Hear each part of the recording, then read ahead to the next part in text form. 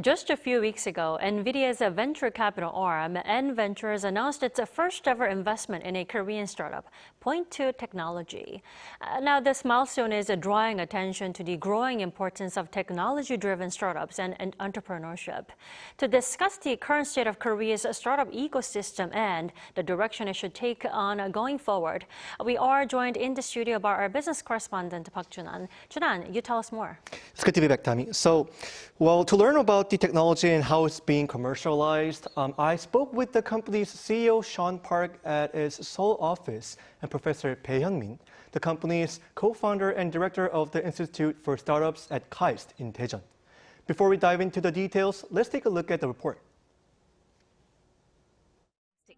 NVIDIA's venture capital arm, N Ventures, has made its first investment in a Korean startup, participating in a $76 million Series B funding round. The company develops plastic tube technology to replace conventional copper wires and optical cables inside AI data centers. This aims to resolve critical data bottlenecks, addressing the industry's growing need for faster and more efficient methods to transfer massive amounts of data.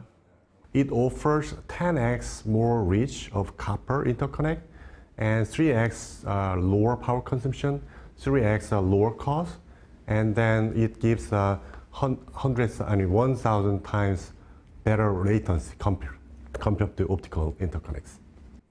Having already worked with NVIDIA for over 2 years, the CEO added that his company will work hard to dominate the global interconnections market, not only in data centers, but also in the automotive and consumer electronics sectors.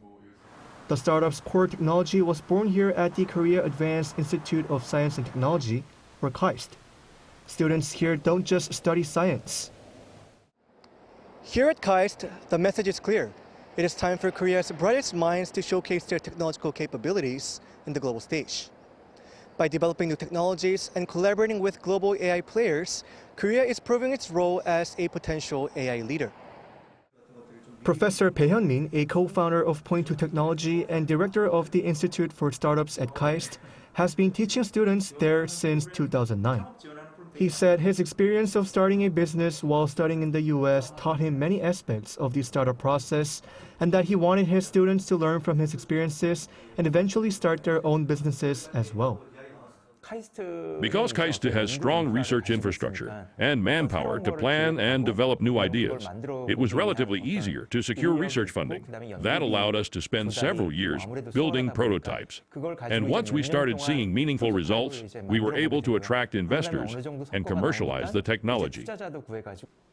With a commitment to fostering a robust startup environment, Professor Bae said he will do his utmost to help the next generation of engineers translate their research into global success stories. So it is clear Korea is achieving remarkable breakthroughs in startups. But Junan, I often hear Korean startups face unique challenges. Now, from your interview this week, what is the current status of a Korean startup ecosystem at the moment? Right, Tommy. So while Korea's technological potential is undeniable, there is a lack of capital market that invests in startups. Let's take a listen. Korea's capital market is much smaller than that of the U.S. Expecting the same level of success with much smaller amounts of capital is difficult, especially since it is not as if the talent or workforce there is better than ours, yet much more capital is invested. Startup success is, in many ways, proportional to the amount of capital put into it. So in Korea's current situation, I think we need to gather technology and talent here, actively expand into global markets to secure more capital, and build more systems that can support those efforts to create a stronger ecosystem.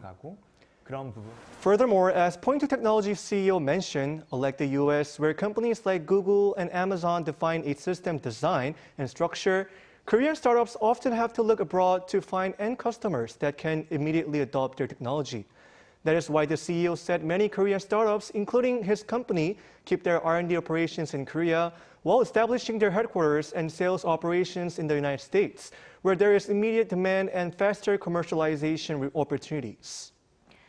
So, Junan, in order for Korea's startup and AI ecosystem to mature and thrive, what kind of policy support is needed? Tell us. Well, so Professor Bae emphasized the need for consistent and fundamental government support. He added that AI is a fundamental infrastructure, much like the heavy industries Korea developed in the 1960s and 70s with strong government backing. Let's take a listen. Government R&D funding plays a very important role in Korea, especially for startups. Government R&D funding is doing a very good job of filling the gap left by the lack of private capital. Since it is also less sensitive to economic conditions, it provides a foundation that helps companies endure even during difficult times. And when it comes to AI, I believe the government should continue to strategically maintain a certain level of involvement and support. With the right support in place, stories like Point to Technology may just be the beginning of Korea's deep tech moment on the global stage. So right support at the right time and in the right place sounds crucial. Junan, thanks for the coverage tonight. Always a pleasure, Tami.